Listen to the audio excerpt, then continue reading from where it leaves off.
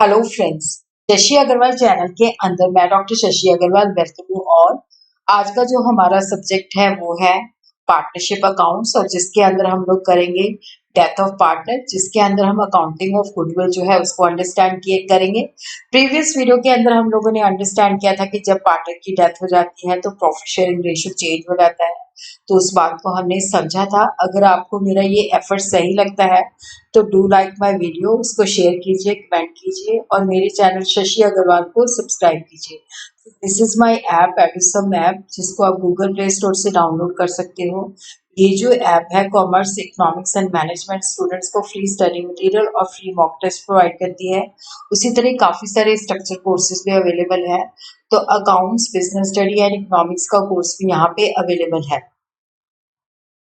अब हम देखते हैं कि जब पार्टनर की डेथ हो जाती है तो उसको गुडविल में हिस्सा दिया जाता है, क्योंकि गुडविल तब अर्न की गई जब वो पार्टनर था और गुडविल की वैल्यूएशन एज पर दी पार्टनरशिप डीड लगाई जाती है। अगर कोई गुडविल ऑलरेडी जो है वो बुक्स के अंदर है तो उसको राइट ऑफ किया जाता है, तो वहां पे पार्टनर्स की जो कैपिटल होती है उसको डेबिट कर दिया जाता है और गुडविल को क्रेडिट कर दिया जाता है। तो यहाँ पे गुडविल की वैल्यूएशन की जाती है और deceased partner's capital account is credited with the share in goodwill as valued on the date of his death. उसकी वैल्यूएशन लगाई जाती है, फिर उसका शेयर जो है वहां से निकाला जाता है, फिर देखा जाता है कि किस पार्टनर ने गेन किया है, तो उस पार्टनर के कैपिटल अकाउंट को डेबिट करते हैं और जो डिसीज पार्ट जिस पार्टनर की डेथ हो जाती है उसके कैपिटल अकाउंट को क्रेडिट करते हैं और नरेशन में लिखते हैं adjustment made for goodwill at the time of the death of the partner. Accounting standard 26 intangible asset बताता है कि जो सेल्फ जनरेटेड गुडविल होती है वो बुक्स ऑफ अकाउंट के अंदर रिकॉग्नाइज नहीं की जाती, तो इसको जो है कैपिटल या करंट अकाउंट के अंदर जो है एडजस्ट किया जाता है। तो जैसे जो पार्टनर गेन करता है उसके कैपिटल अकाउंट को डेबिट करते हैं और जिस पार्टनर की डेथ हो चुकी है उसके कैपिटल अकाउंट को क्रेडिट करते हैं। तो इसके अंदर हम दो प्रॉब्लम सॉल्व करेंगे, जिसके अंदर एक प्रॉफिट की है और दूसरी जो है लॉस की है। ABC were partner in A firm sharing in the ratio 3:2:1। Firm जो है अपनी बुक्स 31 मार्च को क्लोज करती है और जो बी है उसकी डेथ हो जाती है 30 जून को। बीस death goodwill of the firm जो है उसकी वैल्यूएशन लगाई जाती है 60,000 और बी का जो शेयर है firm till the date of his death was to be calculated on the basis of previous year firm which was rupees 1,50,000। तो यहाँ पे हम देखते हैं कि जो ratio of profit A B और सी के बीच में था 3:2:1, तो अब बी की डेथ हो जाती है तो यहाँ पे रेशियो रह जाता है 3:1। तो यहाँ पे हम देखते हैं कि मतलब जो प्रॉफिट शेयरिंग रेशियो जो है 3:1 है, तो यहाँ पे ए का गेनिंग रेशियो निकालते हैं new share minus old share. तो न्यू शेयर जो है 3/4 है और जो पुराना शेयर था वो 3/6 था, तो एलसीएम आ जाता है 12। तो 9 माइनस 6, तो ये आ जाता है 3/12 से ए ने गेन किया है। उसी तरह हम सी का गेनिंग रेशियो निकालते हैं new share minus old share. New share जो है 1/4 है और पुराना शेयर जो है 1/6 है, तो यहाँ पे आ जाता है एलसीएम 12। 3 माइनस 2, तो ये आ जाता है 1/12। तो इन्होंने जो ए और सी ने गेन किया है 3:1 में गेन किया है। तो अब हम देखते हैं कि जो बी का हिस्सा है गुडविल के अंदर कितना है। तो देखो यहाँ पे गुडविल की जो वैल्यूएशन लगाई गई है वो है 60,000 और बी का प्रॉफिट शेयरिंग रेशियो 2/6 है, तो गुडविल के अंदर बी का हिस्सा जो है वो 20,000 आता है।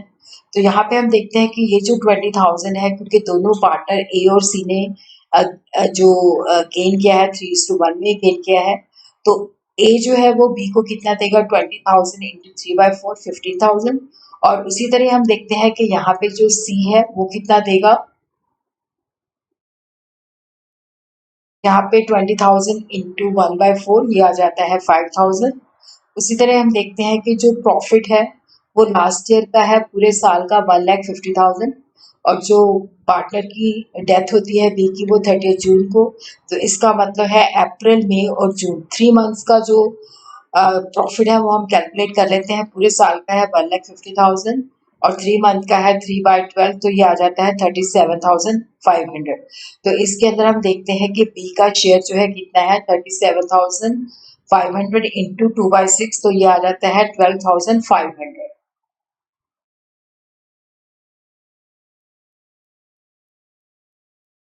इस तरह से हम उसकी जर्नल एंट्रीज बनाते हैं, क्योंकि यहाँ पे देखो जो ए और सी ने गेन किया है 3:1 में, A's capital account debited 15,000, C's capital account debited, तो ये आ जाती है 5,000।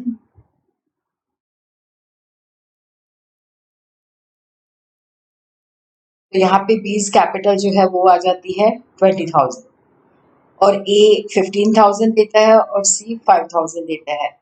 और उसी तरह क्योंकि यहाँ पे प्रॉफिट शेयरिंग रेशियो जो है रिमेनिंग पार्टनर्स के अंदर सेम रहता है, तो यहाँ पे हम profit and loss expense account जो है खोलते हैं, वो डेबिट करते हैं। प्रॉफिट के अंदर से हिस्सा जो है उसको 12,500 टू बीज कैपिटल अकाउंट, तो यहाँ पे 12,500 जो है उसको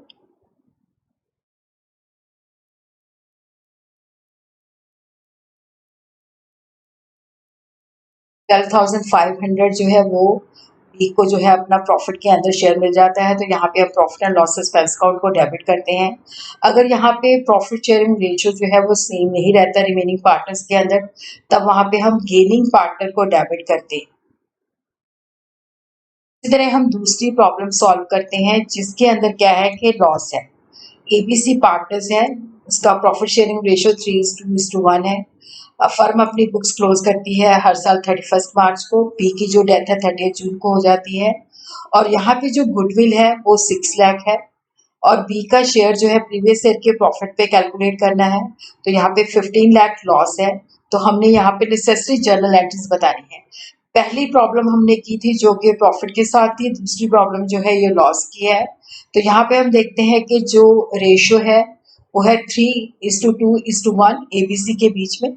ए की डेथ हो जाती है और ए और सी के बीच में रह जाता है 3:1। तो यहाँ पे हम ए का गेनिंग रेशियो निकाल लेते हैं, new share minus old share, तो ये आ जाता है 3/12। उसी तरह हम सी का रेशियो निकाल लेते हैं, new share minus old share 1/4 minus 1/6, तो ये आ जाता है 1/12। तो यहाँ पे वो गेन करते हैं 3:1 के रेशियो में। तो यहाँ पे हम देखते हैं कि जो गुडविल है वो है 6 लाख, तो यहाँ पे बी का शेयर 6 लाख इंटू 2/6, तो ये आ जाता है 2 लाख। तो 2 लाख में से ए ने गेन किया है 3/4, तो ए जो है 1,50,000 देगा, और सी जो है उसका शेयर जो है उसने क्योंकि 1/4 गेन किया है, तो 2 लाख इंटू 1/4 वो 50,000 जो है सी को बी को प्रोवाइड करेगा। और लास्ट ईयर का जो लॉस था वो था 15 लाख, तो जो बी का शेयर उसके अंदर आ जाता है 15। पहले हम देखते हैं कि 3 मंथ्स का लॉस कितना है, क्योंकि ये प्रीवियस ईयर का लॉस है पूरे साल का, तो उसमें हम प्रोपोर्शनेटली, क्योंकि उसकी डेथ जून में होती है, तो अप्रैल मई जून 3 महीने का लॉस कैलकुलेट करते हैं। 15 लाख इंटू 3/12, तो ये आ जाता है 3,75,000। उसके अंदर से बी का शेयर 3,75,000 लॉस के अंदर 2/6, तो ये आ जाता है 1,25,000। तो अब हम यहाँ पे एंट्रीज डाल देते हैं।